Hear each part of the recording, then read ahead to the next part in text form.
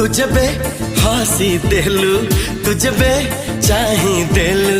I love you सुभिला। खोलिनी खोलिनी ओठो मु खोलिनी कि ऐसे काहे दिला। ला ला ला ला ला ला ला ला ला ला ला ला ला ला ला ला।